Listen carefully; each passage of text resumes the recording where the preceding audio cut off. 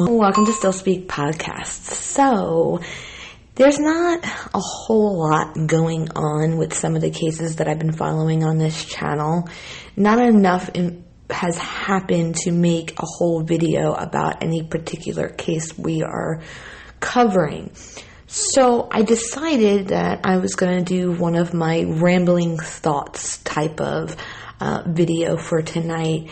I actually was out all day yesterday and most of the day today, and when I went to catch up to see what I'd have to put out, there really wasn't much. So we're just gonna do it this way.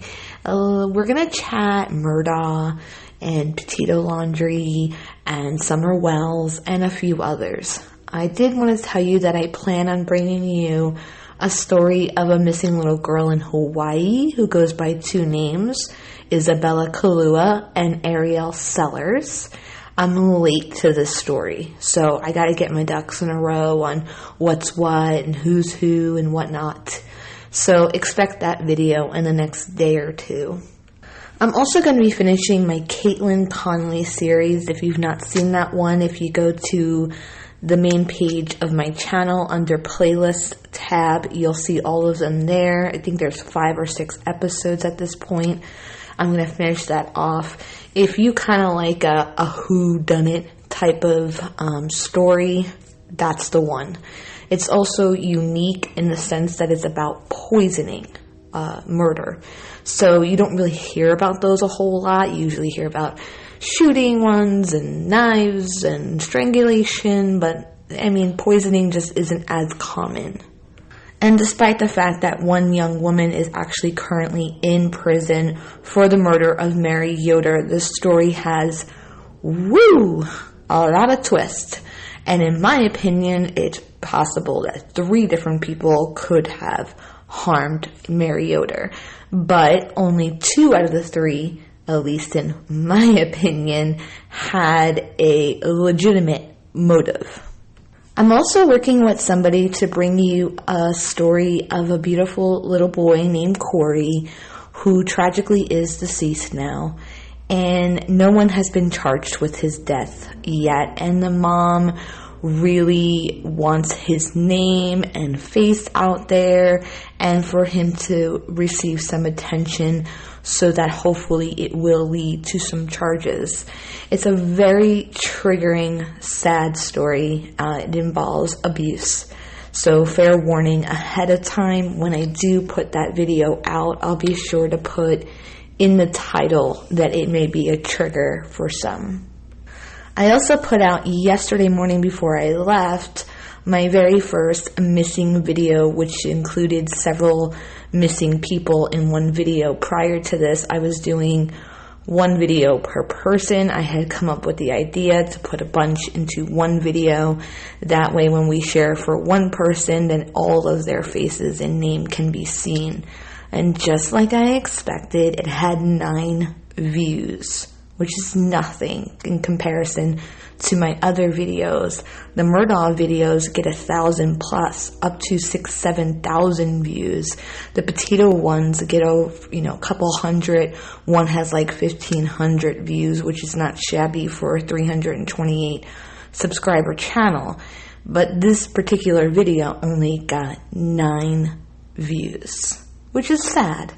I don't even care if everybody sits and watches it to give the view, but if you can at least share it, that way it can eventually stumble into the eyes possibly of someone who may know something about one of these missing people. I'd actually really appreciate that.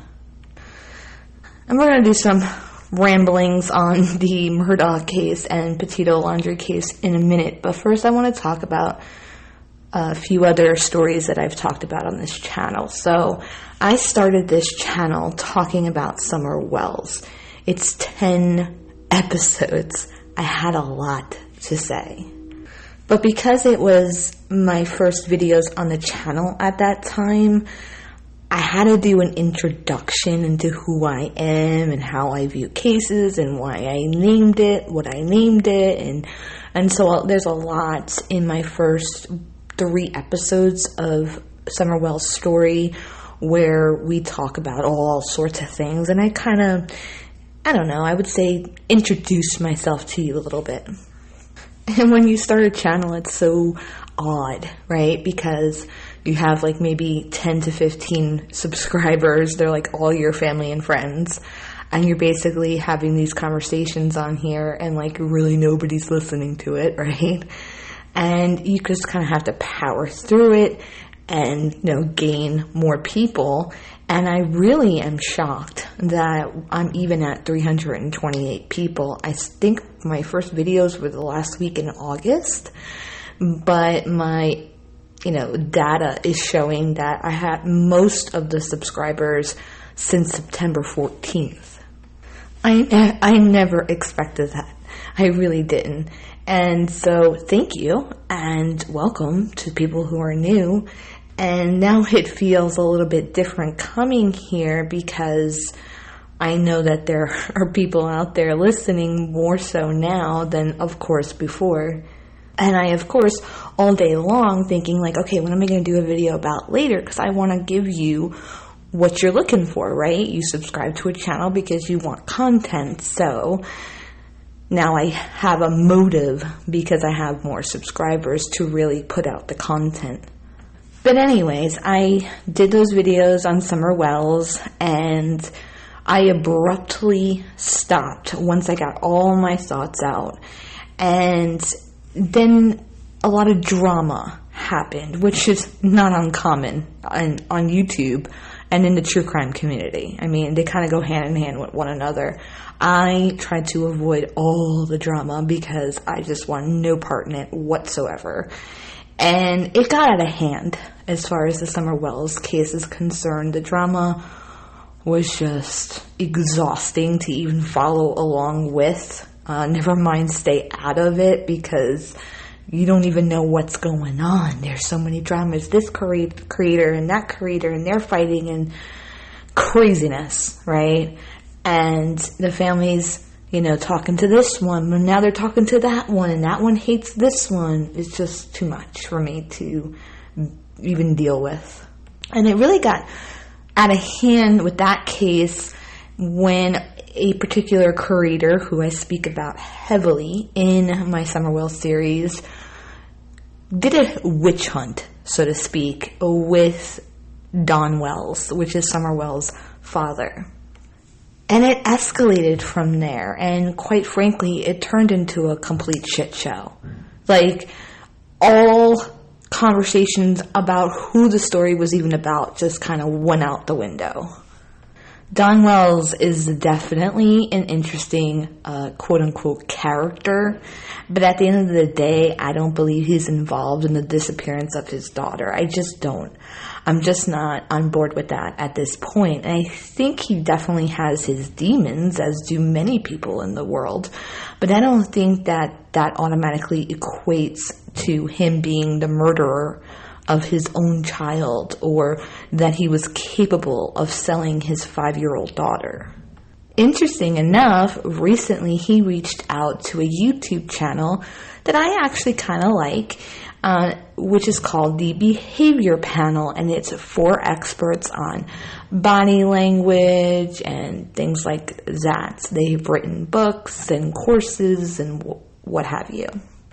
And he wanted them, Don did, to basically analyze him. And I can only assume he wanted this because to him, he's telling the truth. And so he wanted them to be like, hey, do this video of me, right? And tell people I'm not lying. You're kind of like, look, I'm not lying. They said I wasn't lying. To sort of clear his name in the YouTube world. And it's so funny because there's some irony here. You're about to get my rambling thoughts because I just thought of something. Let me backtrack for a second here.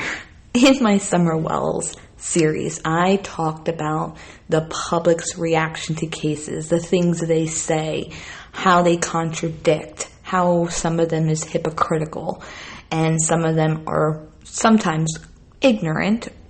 I'm just being honest. And then I talked about, as a parent, if your child goes missing, like having to decide, do you want to involve the public, right? Because once you open that door, your whole life is under a microscope.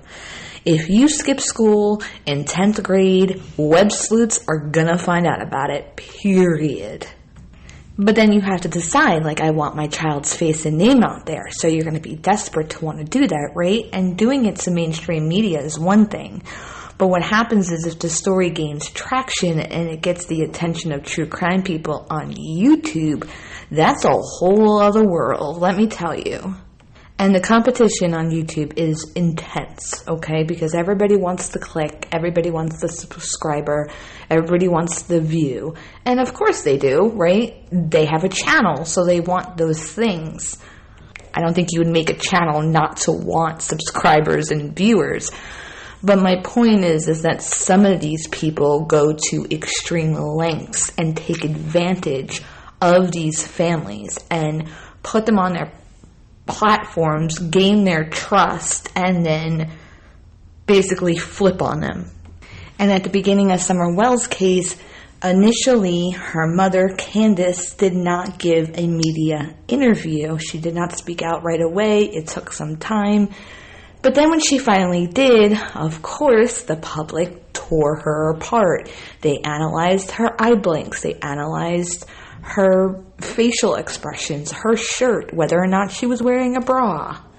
And when she did that interview and she got a little bit comfortable, then she went on with a YouTuber and opened up her home, which is not pleasant, okay? It was not a pleasant home, but she was transparent and let everybody in her home and, expose themselves to the public, which again brought a great deal of backlash because they were like, how can people live like this? And, so on and so forth.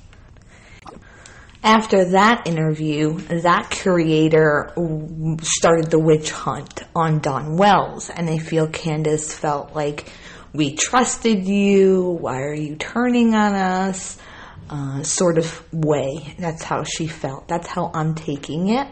And so she kind of stopped. She stopped any type of interview. So you had her not speaking, and the public was like, why isn't she speaking? Why isn't she speaking?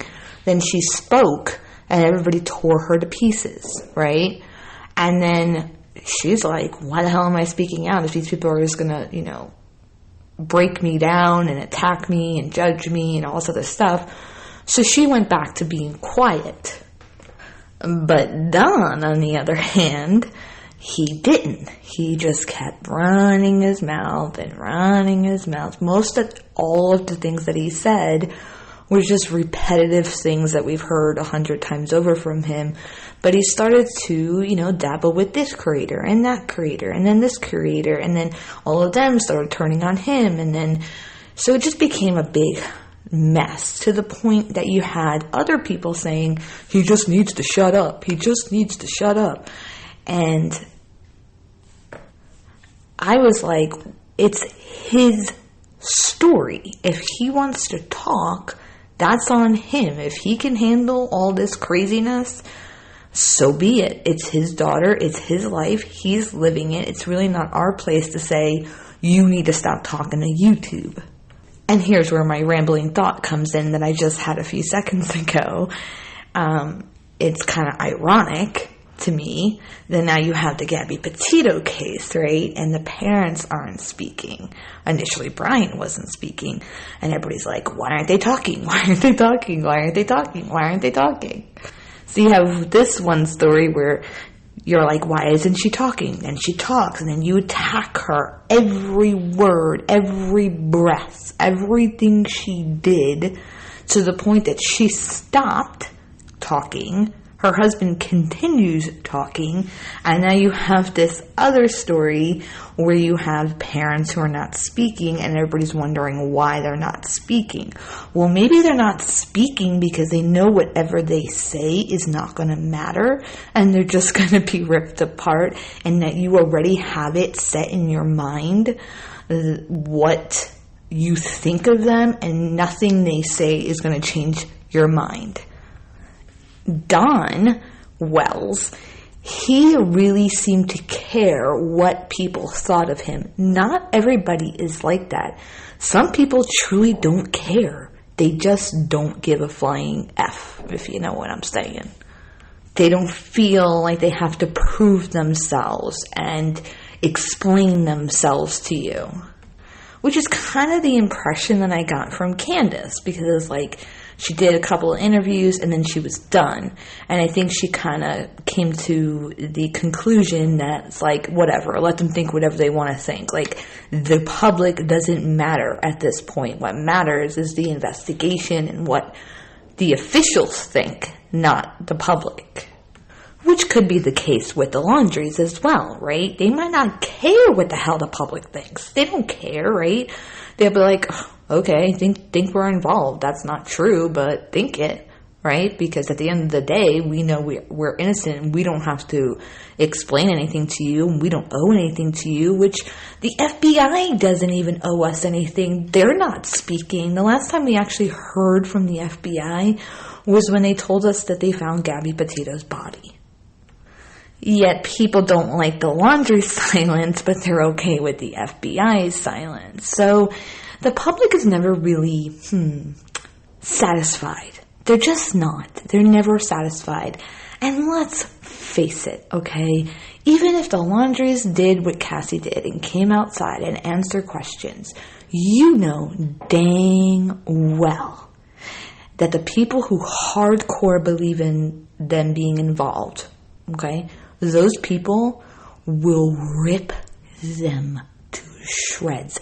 No matter how genuine, how truthful, does not matter. They will rip them to pieces. But anyway, that was a rambling thought. So, Don reaches out to this behavior panel. It's 4 men. They do really good videos. Some things I'm like, like their Gabby Petito analysis, I was like, it's alright. Other ones they've done is really, really good, okay? And I feel this is actually a big deal because I feel like if Don's lying, why the hell would he contact these people who are professionals, experts, wrote books on these types of things as far as body language, and say, hey, interview me? I mean, that would be really stupid if you're lying, right? Because they're going to figure out that you're lying.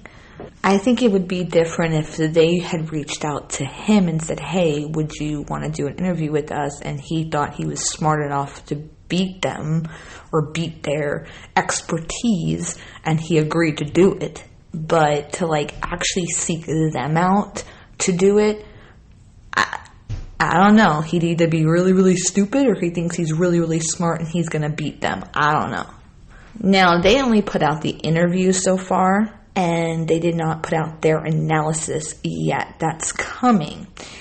And I do want to say that at one point during the interview, which the interview wasn't anything different from Dawn that we haven't heard before, it was rather repetitive, which is always a good sign, right? If the story doesn't change, that's good.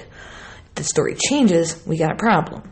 So, but there was one point, we've heard a little bit of emotion from Dawn from time to time, not much.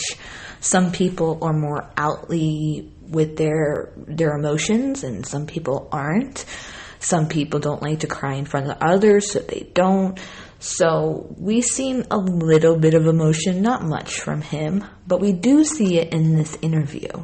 He's asked, what's the last thing your daughter ever said to you? And when he's talking about that, he definitely gets choked up and his eyes get all, bloodshot, and he does start to cry. He's not like, he's not like that, but he's crying. He's doing a man cry, which is, if he's innocent, which I personally believe that he is, obviously I think that the parents have a lot of faults and have, not the greatest of past. But if he's innocent, okay, think how sad that is to have to sit and recall the last thing your 5-year-old ever said to you. And it may be the last words they ever say to you. I have multiple children. One of them is currently 5. And I cannot even for the life of me imagine that, not hearing his voice The idea of that just tears me to pieces. And supposedly they're also going on Dr. Phil. I don't know if it's going to be Don Wells and Candace Wells, or just Don, or just Candace, but it does appear like both of them will be on there, but there's no date of when that will be out yet. And, you know, this story has really taken so many turns, and the reason why it all began over a 5-year-old little girl going missing really has been lost in all of it. And there have been people who have taken advantage of the situation and forget that this is a real life story with real life people. And there is still a little girl who's missing. Are the parents completely, faultless? Are they great, upstanding citizens who, took really good care of their children? No. Okay? That doesn't mean they're murderers or that they sold their child for drugs. I'm looking forward to this Dr. Phil episode because I actually don't like Dr. Phil at all. I kind of put him in the same category as Nancy Grace or Ashley Banfield or a few others that I mentioned in a video a couple of nights ago. So as long as he mostly stays quiet, I want to hear what the parents are going to say on Dr. Phil, but I'm excited because this will get Summer's case more national attention, and that's important, right? Put the focus back on her. At least I hope that's how it goes. I hope it's not going to be one of those episodes where, Dr. Phil is like grilling the parents rather than talking about the little girl who's missing. Summer's been missing now since June 15th, so it's a little bit over 4 months. And she's a beautiful little girl, blonde hair, blue eyes. It's absolutely heartbreaking that there has been nothing, absolutely nothing that we know about leading to her whereabouts. And I don't know what happened. I think there's a lot of plausible theories, but I just still keep coming back to their property, and I really do believe that she was abducted by somebody, but I do think that she was abducted by somebody who was familiar with the family and their everyday life. Somebody who maybe stayed with them for a period of time, somebody who came to the property often, and knew that Summer would go out to her swing and seek the opportunity and made their move. I'm really hoping she's found soon, one way or another. Of course, we all know the odds at this point it's rather slim. You don't really hear a whole lot of stories of 5-year-olds missing for months and being found alive. I do want to talk about another woman who I did 2 videos about. One video was when I first started the channel, and she was in a video with another woman, and I did her story again recently, and the next day or 2 days after I did that second video on her, she was found deceased. It's Angelina Marie Fela. And I just wanted to quickly mention that there is a GoFundMe for helping her children. They're only 5 and 2, and her mother is left to take care of these babies now, and she can really use the help. This is something that no family ever plans for, for somebody to be tragically killed. She was just 26 years old. I'm going to put the link to that in the description, which actually I just remembered. I forgot to put the link for the GoFundMe for Olivia Fowler's video. If you've not seen that one, please watch it. She's missing from Georgia. She's also 26 years old and has children. And I forgot to put the links to the GoFundMe and Facebook page for Keeslyn Roberts, which is the video that I posted yesterday morning, and it has about 100 and something views. So when I'm done here, I'll actually do that because I totally forgot to. And Angelina's funeral is coming up on the 24th. And I was reading her obituary, and it says, her son, Christian Angelo, is 5. and daughter Arabella Grace is only 2. Her mother, Suzanne, father Anthony, and sister Ania, it looks like. But it talks about Angelina designed children's apparel for her online store called Arabella Sunshine Company, named after her daughter, and that Angelina was passionate about breastfeeding and for the pro-life movement, and so check that out. Sorry, I lost my train of thought there for a second. Yeah, so check out her online store. I don't know if her mom's going to be taking that over or what, but maybe you want to buy something that can help support her kids who now have no mother. So now let's talk about Petito Laundrie, shall we? Well, nothing. Nada. The other day, there was crime scene tape that was put up at the reserve, but it wasn't up for long, so they took it down and they left.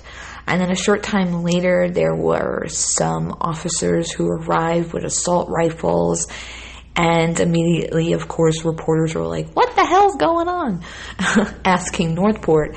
And initially they were like, oh, it's training, which, come on, nobody believed that. Are you kidding me? Come on. You're telling me that in the middle of all this, you're going to have a training that's unrelated to Brian Laundrie and scare everybody and think that you just found him? I think not. And I think if that was the case, they would have given warning, like, hey, just to let you know, we're doing training in the reserve today. It has nothing to do with Brian. Heads up, right? So that reporters didn't go freaking bananas.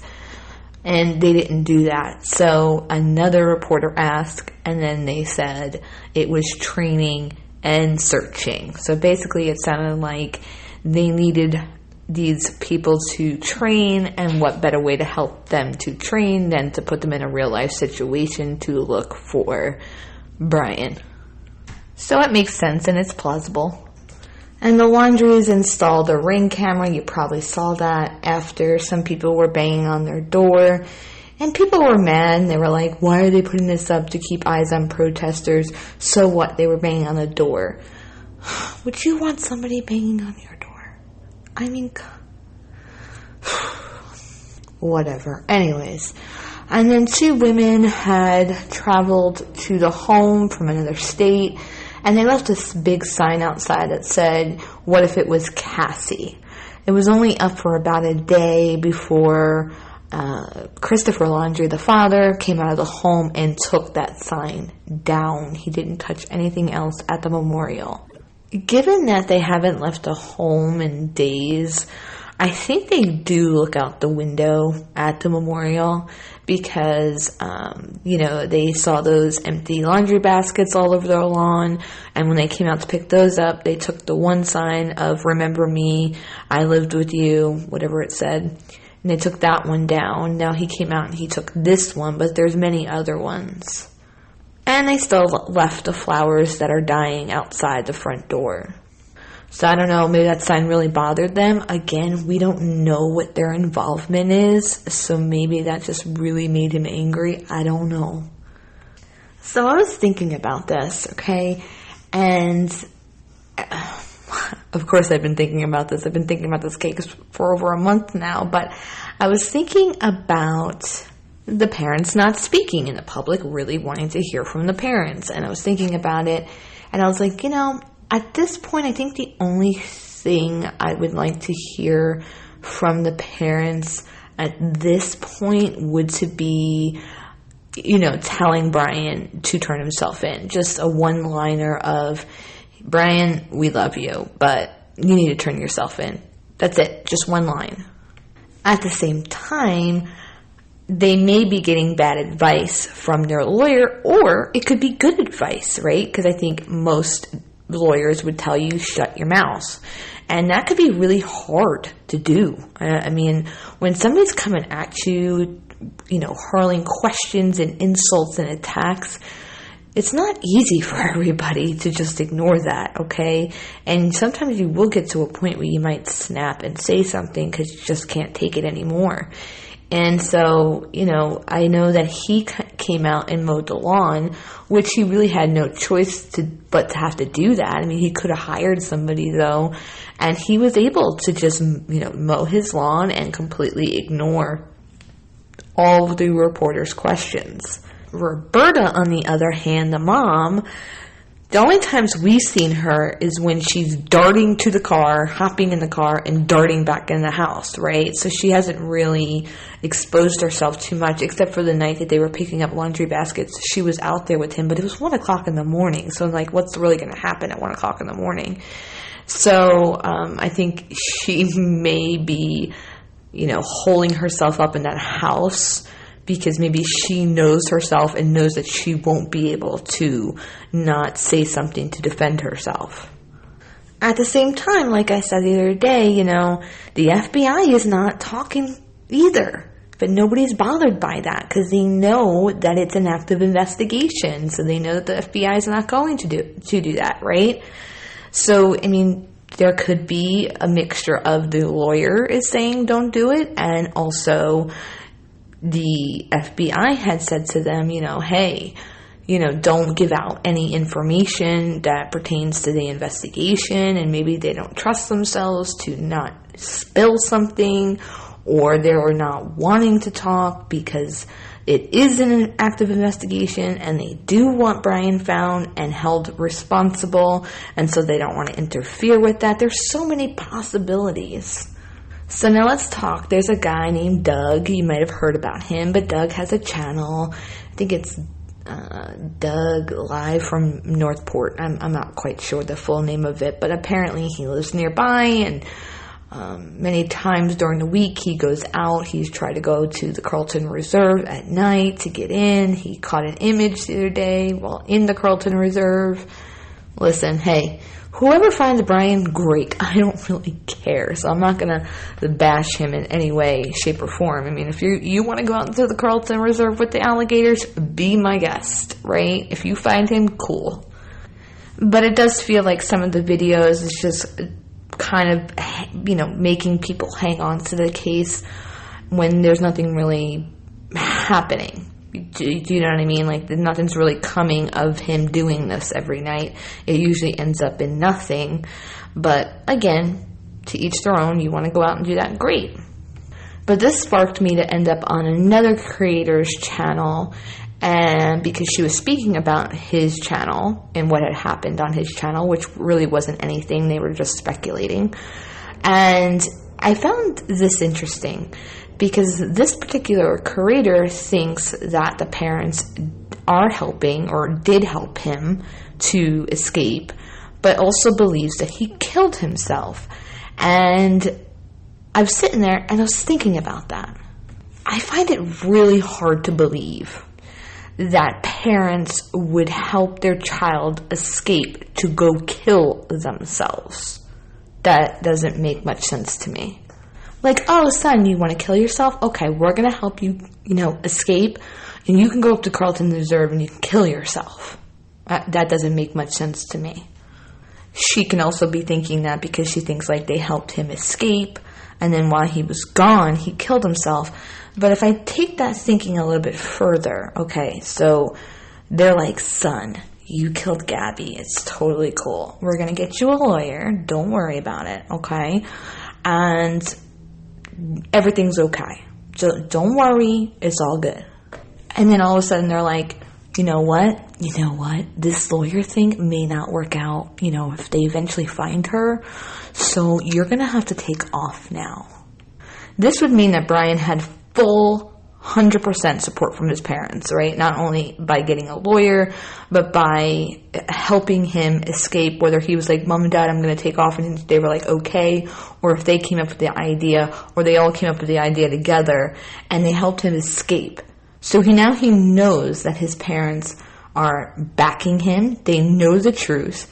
They're going to support him. So then you have to think, okay, so then why would he kill himself? If he knows his parents are backing him enough to help him escape, why would he then, let's just say, shoot his brains out? He has support. He has people who would help him and aid him and whatever, right? Help him get away. There'd be really no reason to kill himself at that point. Anything's possible, but I think when you follow that thinking a little bit further, it doesn't really add up much. And then, of course, in the comments, you had people who were like, no, I think he's alive, and I think the parents are supplying his finances, which I think they heard from John Walsh, which John Walsh's reporting on this is actually really irresponsible and similar to the creator who started the witch hunt on Dawn Wells, because you're going off of no evidence. You're going off an emotion or a gut feeling or an opinion, and you're in a position that's people believe you're credible, and so they believe you, and then you kind of start this following of people that are like, yeah, the parents. It's just irresponsible without actual evidence of this. So I think this person got it from John Walsh, but whatever. It is what it is, right? Everybody can have their opinion. I'm not going to hate too much on that, even if I don't agree. But then I was thinking about that, and I was like, but everything, it's 2021. Everything now is so easy to trail, right? So you got like Venmo and PayPal and Cash App and Facebook Messenger, you can send money, and Western Union. I was going to say Best Western. I'm like, wait a minute, no. Western Union has an app now. There's so many, right? But you can trace almost all of those. I believe all of them. I'll double check, but I'm almost positive you can track all of them.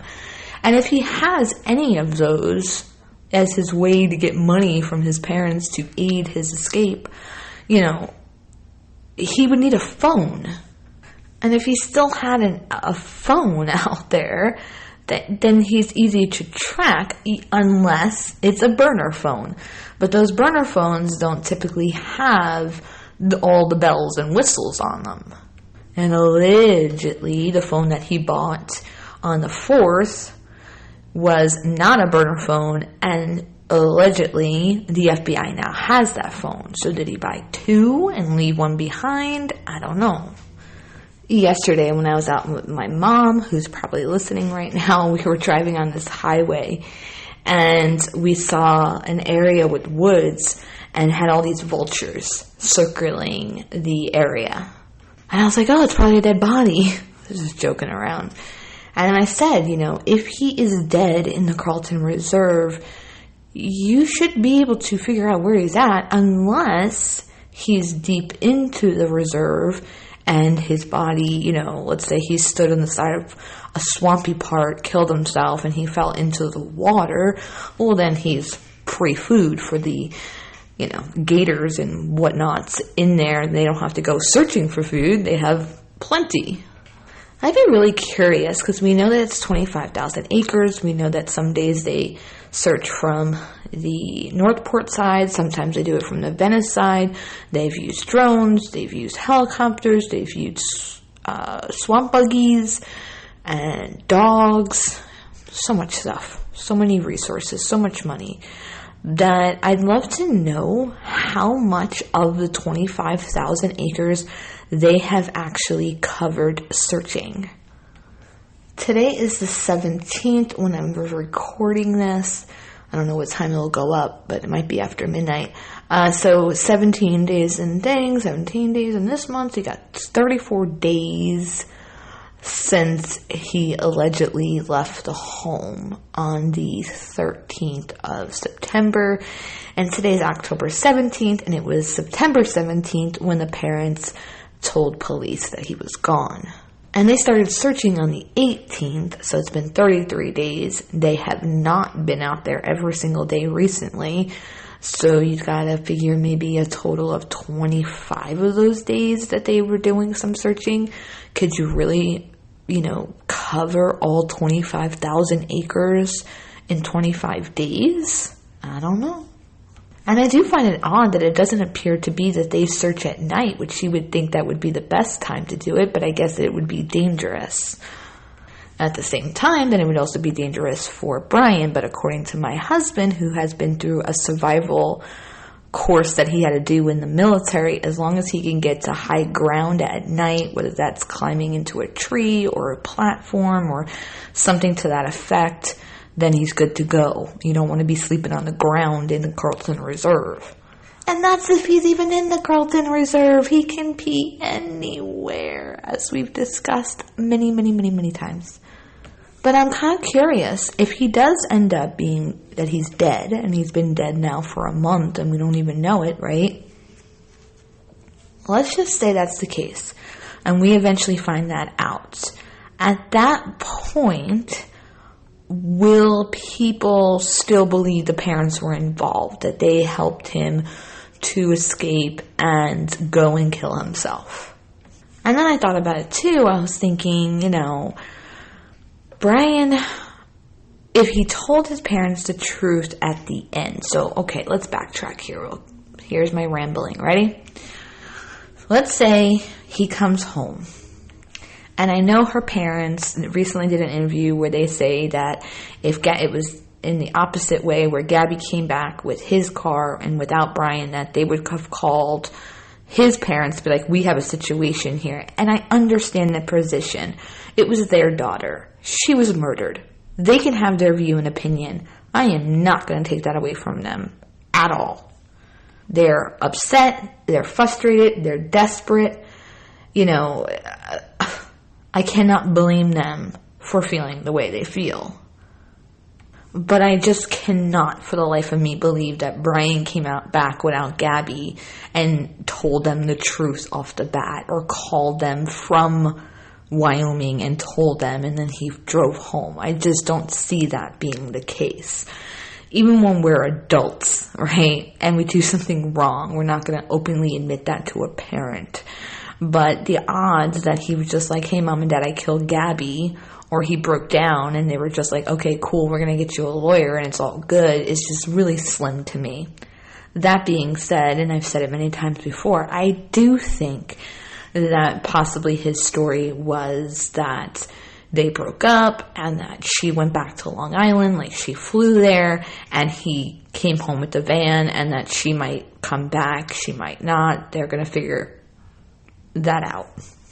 That's my personal opinion, and it's the most believable story because I put myself in their position and I don't know what I would do or what I would believe, but I think I would believe that. I'd be like, oh, okay, right?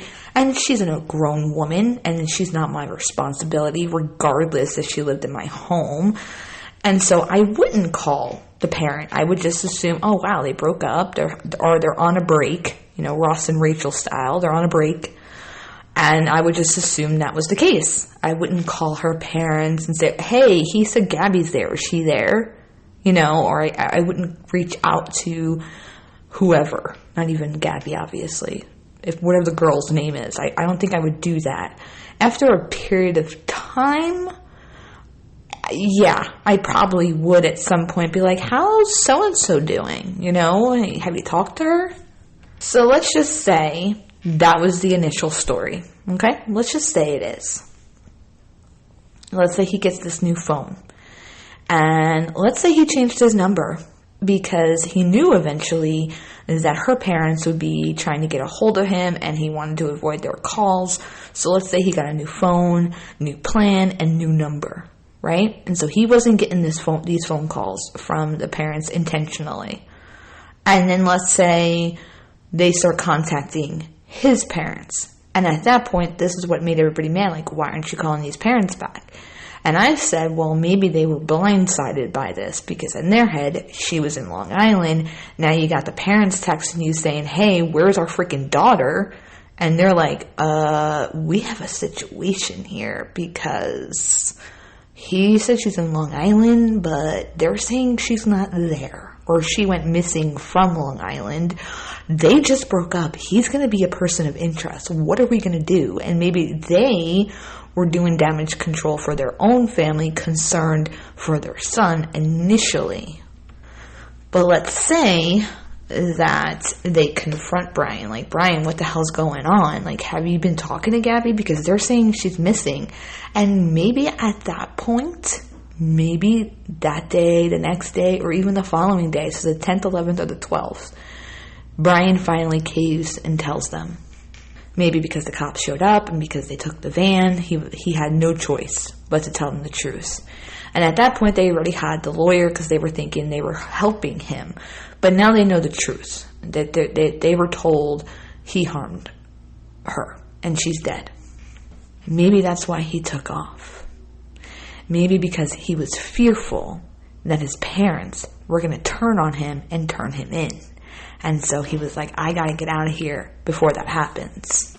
So now maybe the whole reason why they haven't helped look for him or haven't made a plea, which the father did help with police when they asked, right, for a couple of hours. Maybe they haven't done so because they really don't want to find him. Not because they want to help him escape, but because they are done with their son. And they're really angry and pissed off that he destroyed their lives. Maybe when they went to go get the Mustang, they go looking for him for a little bit, and at that point they're like, you know what, F him. You know, this is shit, basically, right? Like, how could you do this to us? You kill this girl, you freaking take off. Now you're going to force us to have to call the freaking police on you. You're putting us in this situation. We're not even speaking to our daughter because our lawyer's telling us not to. Therefore, we're not seeing our grandkids. I know so many are going to say, no. They're rolling their eyes. I get it. But there's a lot of possibilities here. And I go back to the killing himself thing, and I'm just like, he could have killed himself after he killed her. He could have killed himself on the way home. He could have killed himself in the 10 days prior to the police showing up. He could have killed himself in his freaking bedroom. I mean, it doesn't really add up that he would escape to go kill himself in the Carlton Reserve, in my opinion. And I think the only way that he's dead out there is because he underestimated the elements and ended up dead, not because he actually took his life. The guy is a coward. And I don't see him capable of taking his own life. Taking Gabby's life, yes. His own, not really. And you can look at him taking off and driving home and going, well, he's not a coward. He had the guts to leave her behind and go back to his house. And yeah, but what did he do? He went on acting like everything was normal until things got hot. And then when things got hot, he took off. If his parents were supporting him in any way in the aftermath of her death, if they knew about it, he had no real reason to take off because he had the support of his family, or his parents, I should say, and he had a lawyer. Therefore, he couldn't be forced to speak, and he would have to wait for them to produce some type of evidence, which so far, as far as we know, the FBI might know more, of course, they don't appear to have evidence.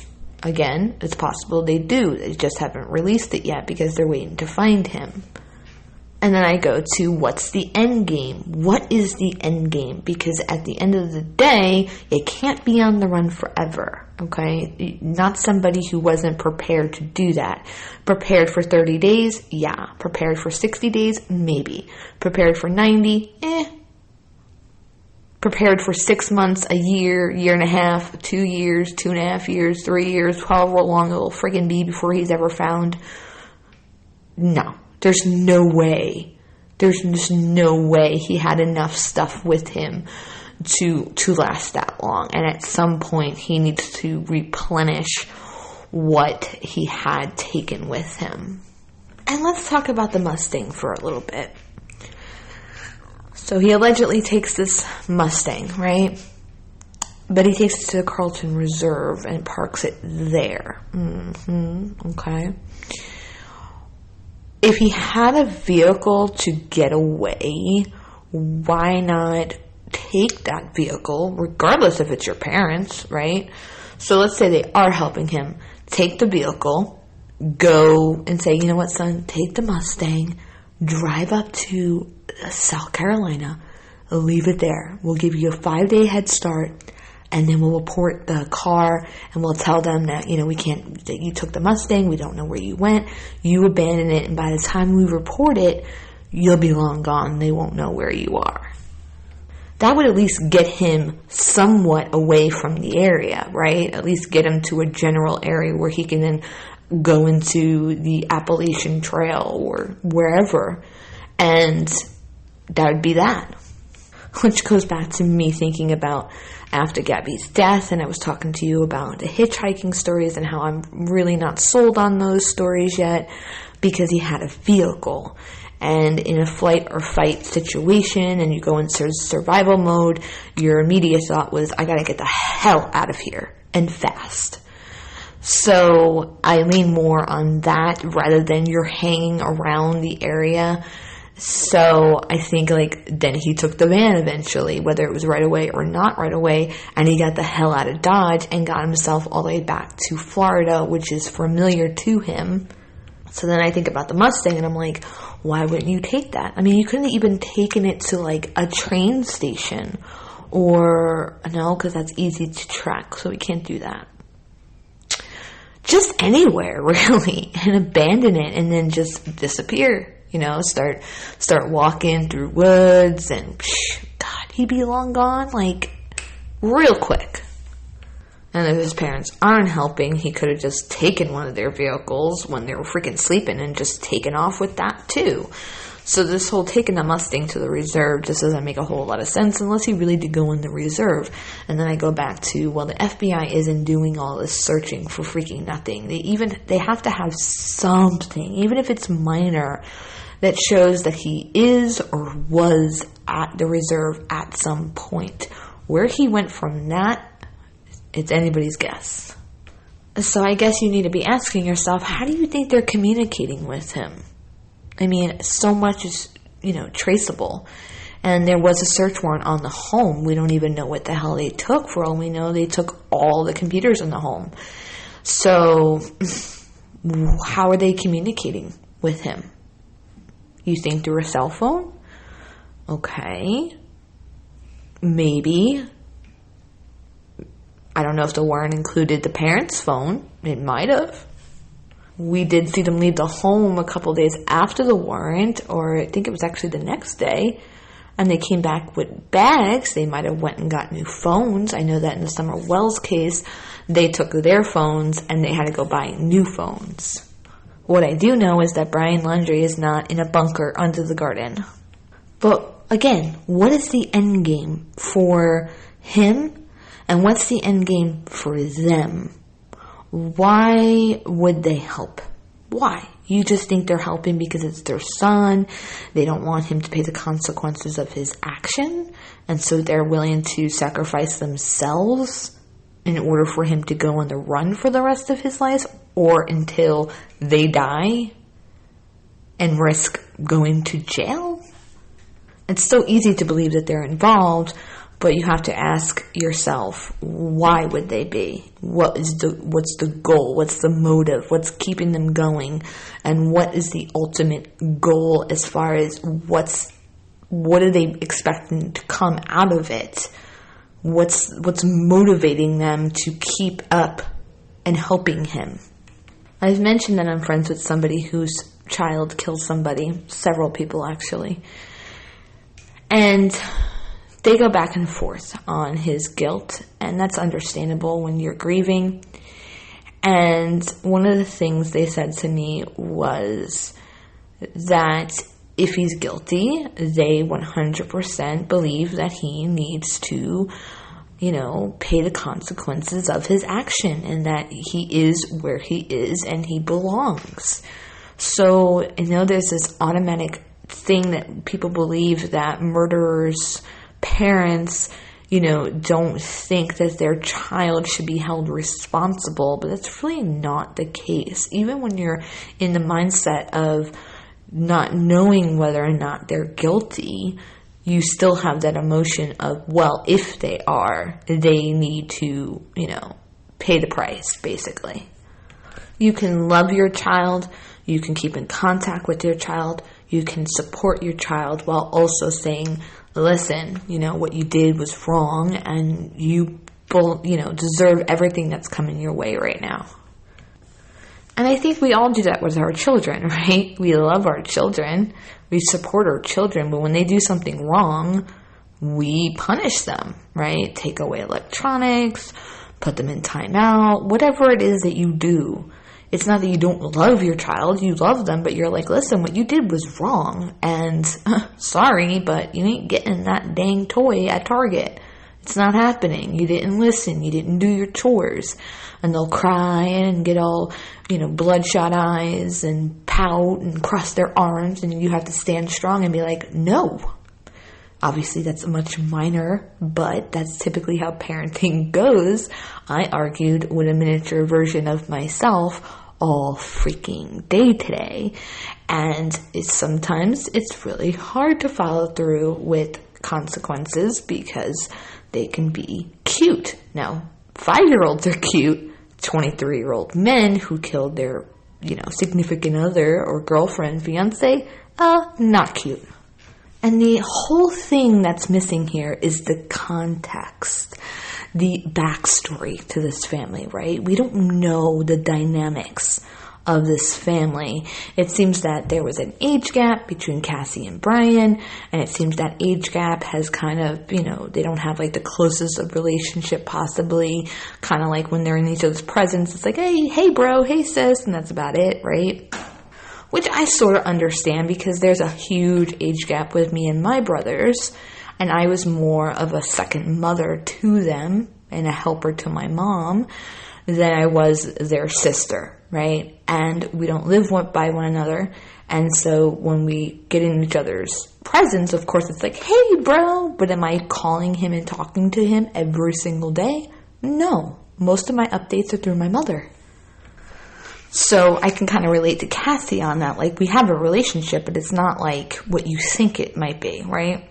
Because of that age gap. And we don't know the relationship with the parents. Now, he's the only boy, and he's the baby of the family, but really, is he the baby of the family? There's only 2. It's not like it's 4 kids and he's the baby. He has 2 of them.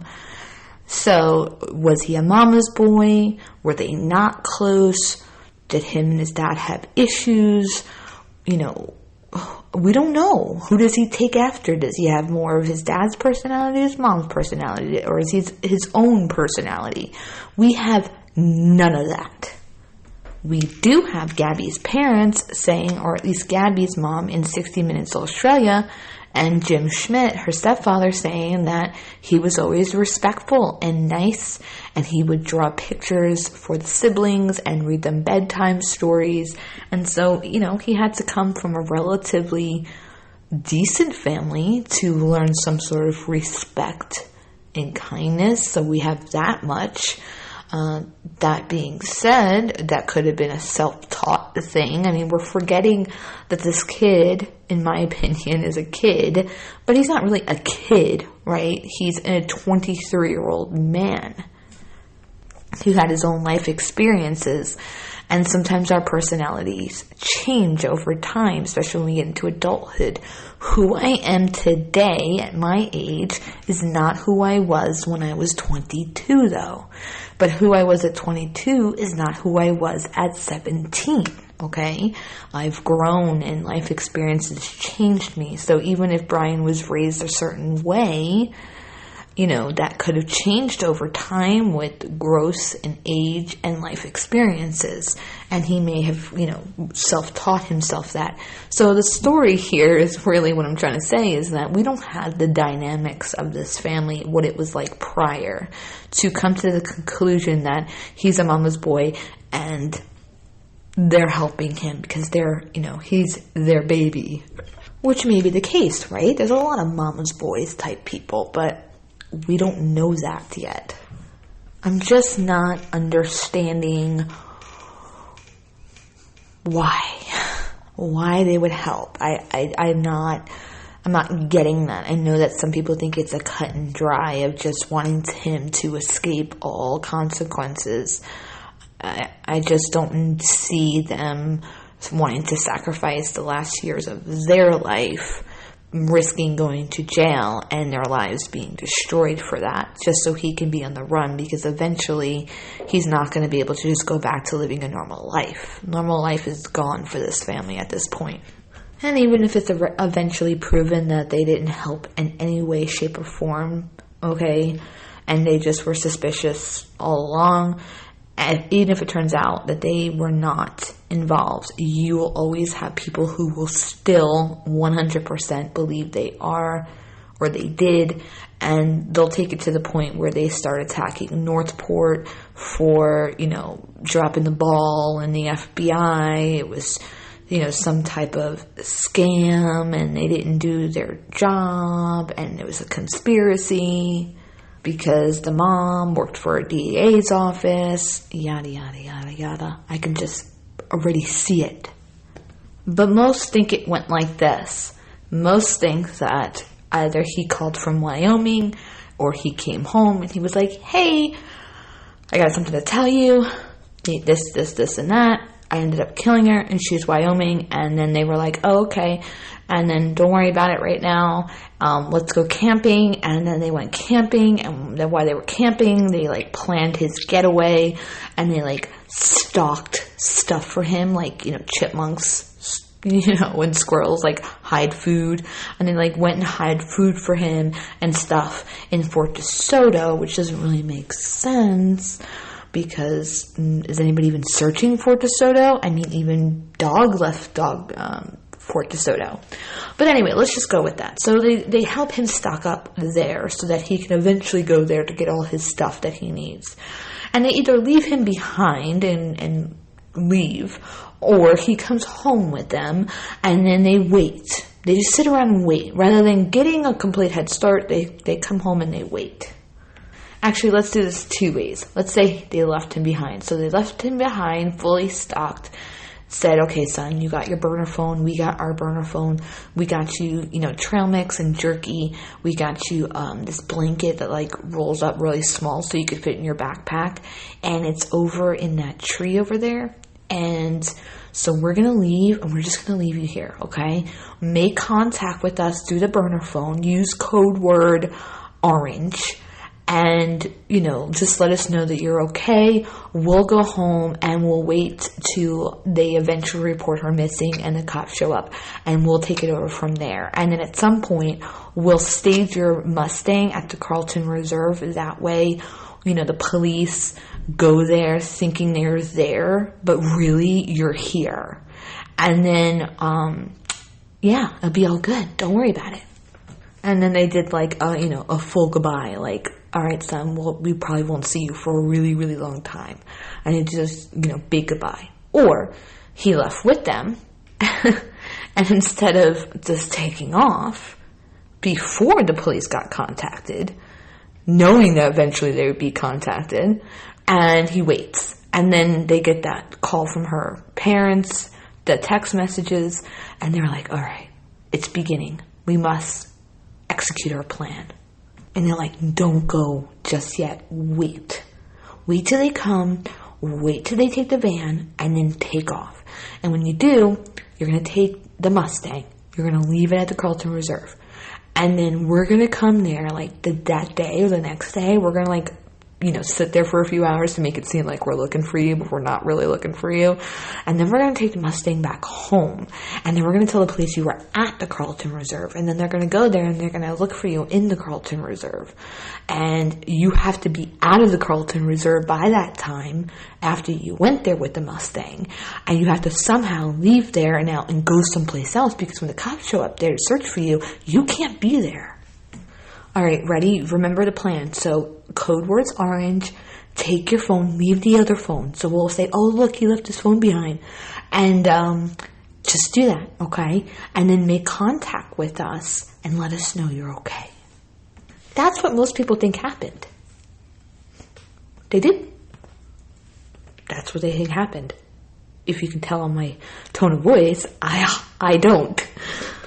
I do find it interesting to read other people's views and opinions and theories, and I do believe that everybody is entitled to their opinion. You don't have to always agree with me, and I've said on this channel that I do like to hear opposing opinions because I think it challenges me to think about their opinion, and so it makes me analyze my own opinion. Like tonight when I stumbled on the creator's channel who said that she thinks the parents helped him but that he killed himself, and so her thought process, I followed it.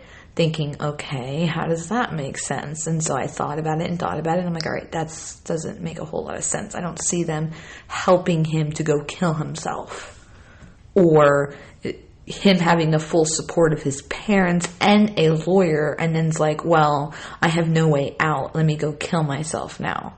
When he had all that support, he didn't need to do that. And I saw a post where somebody said that, either people think he's really stupid in theories, or they think he's like really clever, like a real clever dude. This person said that he set up the crime scene to make it look like somebody else killed Gabby, and he set up the perfect defense. And it's like, well, if he intentionally set up the perfect defense, then he wouldn't have ran, because he set up the perfect defense, and he knows that he's cleared and there's no way they're going to be able to tie it to him, and he also has a lawyer, so then why would he take off? I mean, obviously that doesn't make sense.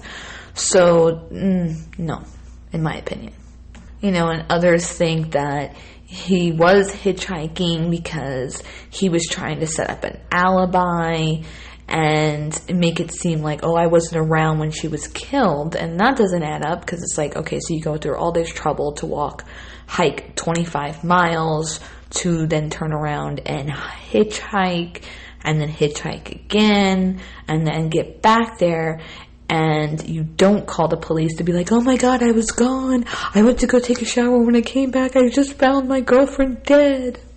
So, that would have been completely pointless. So you did all of that to have an alibi, only to end up not using the alibi?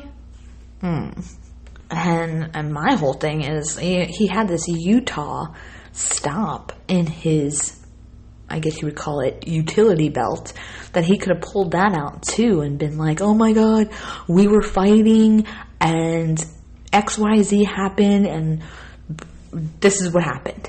And use that as a defense to say, look, I was the victim last time. That would have been the perfect defense. If you're going to ask me, that was the perfect defense. He has that whole Utah thing in his belt. But he didn't use that.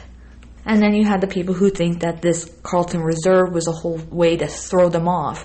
And I think because we're following a crime, and most people who are following this story follow true crime. And so we are thinking or trying to think like a criminal. And the thing is it's hard to think like a criminal when you're not a criminal. So you also think that when you're thinking of these theories, you're saying them in a way that's almost like this guy is some criminal mastermind. So he set up the perfect crime scene to have a defense. Then he went and, created an alibi, but didn't use the alibi. And then he goes home, and him and his parents, got together and came up with this plan to, get him to escape, this big master plan. And they used the Carlton Reserve to kind of, deflect them off Brian taking off to someplace else. That's a whole lot of smart thinking, if you ask me. There's a whole lot of pre-planning. And when you kind of follow stories or you research stories that involve a sort of crime of passion, a crime of opportunity, things that are quick or happen fast, you don't go into a state of mind where you start, thinking ahead. You kind of go in the moment. It's very fast, rapid type of thinking, not a detailed, where you're sitting down in the van, you're like, should I do this or okay, you know what? I'll go. Okay, so what I'm going to do is I'm going to go hike. I'm going to hike up there, and then when I get up there, I'm going to try to get someone to pick me up, and I'm going to hope they do. And if they do, then I'm going to take that, and then when, and then I'm going to come back, and then, you don't think that way in those panicked type moments of, oh crap, what am I going to do? It's not like that type of thinking. You actually start making irrational plans, irrational thinking. You tend to do the wrong thing, and this is why so many criminals get caught. because they don't cover their tracks. They make a lot of mistakes because it's the heat of the moment. Because if you ask me, and I've said it before, if he was actually smart, like legitimately, if he was smart enough to set up the perfect crime scene and create an alibi that he didn't use and create this plan with his parents to escape, and if he was smart, if Brian Laundrie was smart, he would have never came back to Florida. He would have just allowed people to think that they both disappeared, and he would have went somewhere, left the van, and became a nomad. Go find like some farm to work on off the books, and something like that, just go live. I mean, so many fugitives do that, and he could have done that. And they would have been looking for both of them. Eventually they might have found Gabby, and then they would have been like, well, Brian did this. Well, Brian's long gone because he's out living on some farm, fixing up barns for all we know. So I actually think Brian's a freaking idiot. I'm just being real, okay? I think he's a fool. He's a fool for coming back, and he's a fool for bringing that van back and for leaving it in his driveway. He didn't even abandon the dang thing. He took it to his home. So that's completely irrational thinking. That shows me a dude who was not thinking at all and did not consider how unbelievably stupid that was. So the majority of people can keep giving him too much credit and think he's so smart, and I'm going the opposite way. I don't think he's that smart, okay? I'm not willing to give this guy that much credit. And the same that he's not some criminal mastermind, that he has like this long criminal history and understands how the law works and how warrants work and what prison's like, and he's done crimes before. I don't think that he's a mastermind fugitive who is going to be able to skirt or escape the police for a long period of time and is going to make some sort of mistake if he's alive that will end up in him in handcuffs. But that remains to be seen. Brian knew how to camp. I wouldn't say he's a survivalist. So I have to ask you this question. Would you, without Googling it, right? We have Google at our disposal, and it's so easy to look things up. But if you're some mastermind criminal and you're pre-thinking to the fact that police might eventually look at your phone record or your search history on your computers, so you couldn't use Google, okay? Would you know what you needed to survive? I'm going with no. You wouldn't know. You might know basics, but to really stay gone? Nah, you'd have to Google that. And if they took in all of his hard drives and stuff, then the FBI has that information as far as if he Googled it. Which, again, if you think he's a criminal mastermind, then he was really stupid to Google it. So really, he can't be a mastermind because a mastermind would know not to Google it. So he can't be both. He can't be both smart and dumb. You think that he planned all these things by also making a massive, simple mistake. I think almost everybody knows that police look at your search history. You don't have to follow true crime to know that. So I don't know. I don't know where he is. I don't freaking know. And I don't think that the parents know. I'm sorry. I just don't think they do. But we'll see. We'll see what this week brings. It's late, and again, I was out all day yesterday and all day today. So let's end with Murdaugh for a second here. Just a tiny update. He waived his extradition back to South Carolina from Orlando, where he was arrested, and he's actually going to be appearing in court on Tuesday. And his lawyers are using the medical records that were released to basically say that it shows that Curtis Edward Smith did shoot Alex, because Curtis Edward Smith is saying that Alex was not struck with a bullet, but the medical records are showing that he had been hit with a bullet. It just didn't, enter into the skull or come out the other side.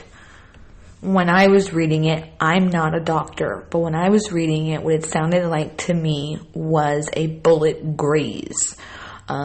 Like as if you were to pull the trigger near the head, but the gun would be tilted, so it kind of, scrapes the surface of the scalp. Again, I'm not a doctor. I'm also not a bullet forensic specialist. I'm just saying that when I was reading it, this is how I took it. So actually, in my opinion, I think that it boils down to, what do you believe? Because we've heard multiple different stories. Originally, Alex's story was that he pulled over to change a flat tire and that some truck pulled up and started firing at him. Okay, and that was the initial story. And then it came out that he, confessed to wanting to give his son insurance money, so he enlisted the help of Curtis Edward Smith to come out to that road to shoot him in the head and basically kill him, because he didn't have it in him to kill himself, and also because he claimed that he thought he had a suicide clause and that his son wouldn't get the money, which is just a bunch of give me a break baloney, because South Carolina law actually says that that is no longer a thing, and Alex was a lawyer, so he would know that, and it's really not believable that he didn't know that. Which makes me lean towards this whole shooting on the side of the road was a deflection of sorts off of the attention of the fact that he had just been forced to resign from his law firm and that he had been misappropriating funds and had an addiction, etc., etc. I'm not totally sold that Alex intended to die that day. I really not sure that I believe that. So that was that, right? And then Curtis Edward Smith, I read to you the other day that he had two stories as well. He's claiming that he was set up, and that when he got to the site, this is what he initially said. He got to the site, that Alex got out of the car brandishing a gun, and he looked like he was going to shoot himself, so he went running over there, and he struggled with him and wrestled with him to get the gun, and then the gun went off, but the gun didn't hit him, and then he took the gun, and he left the scene. But then he changed the story to Alex. He gets to Alex on the road, and Alex gets out of the car with the gun. He hands him the gun. The first story was he was brandishing the gun. So now he hands him the gun and tells him, shoot me in the back of the head. And so the lawyers, his lawyers, Alex's, are trying to claim that that's exactly what happened, that he handed him the gun and said, shoot me in the back of the head, and that this guy was just like, okay, and then goes to shoot him in the back of the head. But clearly messes up or isn't able to do it fully, and that's how Alex ends up with this somewhat wound that didn't kill him, and that did not even cause him to stay in the hospital more than, I believe it was 2 days. Again, I don't know. I find it really hard to believe that Alex knew just the person to call that day, and that person would show up and he would just hand them a gun and it's like, hey, shoot me in the back of the head. And Curtis is like, yeah, sure, I don't care. Okay. And he just puts the gun to his head and pulls the trigger. I mean, that just does not sound believable. It either had to be something that was planned prior and that Curtis agreed to, and maybe when he was put in that position, he couldn't actually go through with it, and this is how he ended up with the wound that he did in this botched insurance scheme. Hey, maybe Curtis Edward Smith was trying to set Alex up and say, basically not shoot him appropriately to kill him, but enough to, out him. Who knows? And this whole him getting out of the car, brandishing the gun, looking like he's going to kill himself, so he runs over to wrestle the gun out of his hand, the gun goes off. That's also not really believable either, because So what? So Alex calls you and says, hey bro, come out here to what? Kill himself in front of you? And then you see him with the gun and you have enough time to run over to him before he kills himself to try to wrestle this gun out of his hand on the side of the road? I don't know. One thing's possible.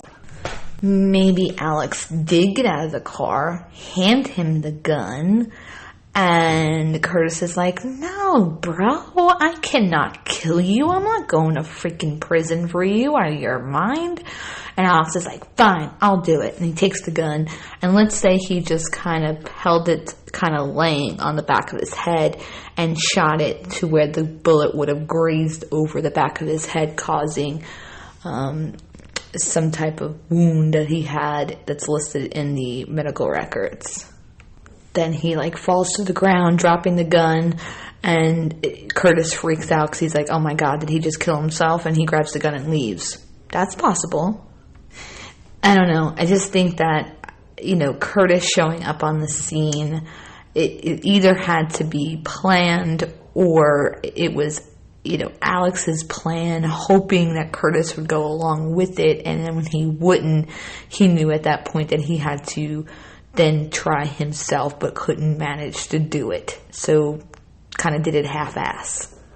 They say when somebody tries to kill themselves, there's a hesitation moment. Even if you really set on doing it, you still hesitate. So I think it just boils down to who you want to believe. Are you going to believe the Curtis Edward Smith guy who does have a criminal record, or you want to believe Alex Murdaugh? I don't know. Alex Murdaugh, and they're kind of equal here at this point. I don't know who to believe. I just don't think that it was as easy as, I know who I should call. I'll call Curtis. He'll do it. He'll shoot me in the back of the head. And Curtis was just willing to shoot him in the back of the head. And here's another thing, and we'll end here because this is really long.